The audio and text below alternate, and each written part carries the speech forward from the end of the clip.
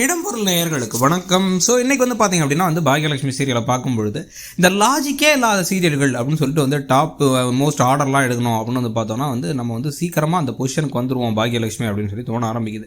ஏன்னா வந்து ஏற்கனவே வந்து கையை பிடிச்சிட்டு அவளை படிக்க வச்சிருங்கம்மா அப்படின்னு சொல்லிட்டு செத்து போன கணேஷ் திருப்பி கூட்டு வந்துட்டாங்க.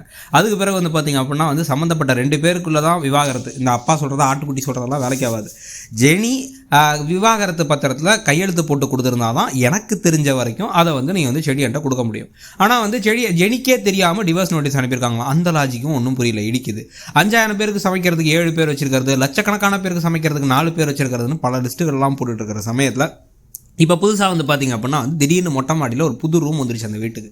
இதுக்கு முன்னாடி அந்த மொட்டை மாடியை நம்ம பார்த்துருக்கோம். அந்த மொட்டை மாடியில் தான் வந்து இன்னொரு தடவை வந்து இனியா பக்கத்து பையனுக்கு கை காமிச்சாங்கன்னு பலான்னு அரை ஒன்று வாங்குவாங்க. இன்னொரு பக்கம் வந்து பார்த்திங்க அப்படின்னா ஒரு ஷெட்டு போட்டிருப்பாங்க. அங்கே தான் ஷெட்டு போட்டு அங்கே ஷெட்டில் தான் வந்து இந்த மாவு மிஷின்லாம் மூலம் வச்சுருந்தாங்க. அது மொட்டை மாடியில் ஒரு குட்டி ஷெட்டு, அவ்வளோதான். இப்போ திடீர்னு பார்த்தா அங்கே ஒரு பெரிய வீடு வந்துருச்சு, ரூம் வந்துருச்சு. ஆனால் அந்த ரூமுக்கு மயூ வரவே இல்லை.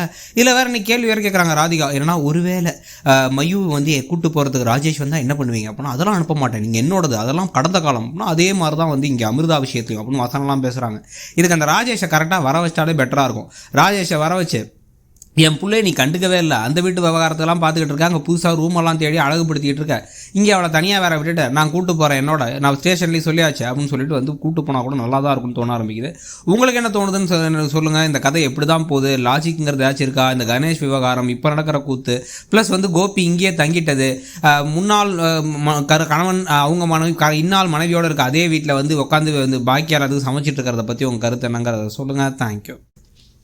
இடம்பொருள் நேயர்களுக்கு வணக்கம். ஸோ இன்றைக்கி வந்து பார்த்திங்க அப்படின்னா வந்து பாக்யலட்சுமி சீரியலை பார்க்கும்பொழுது இந்த லாஜிக்கே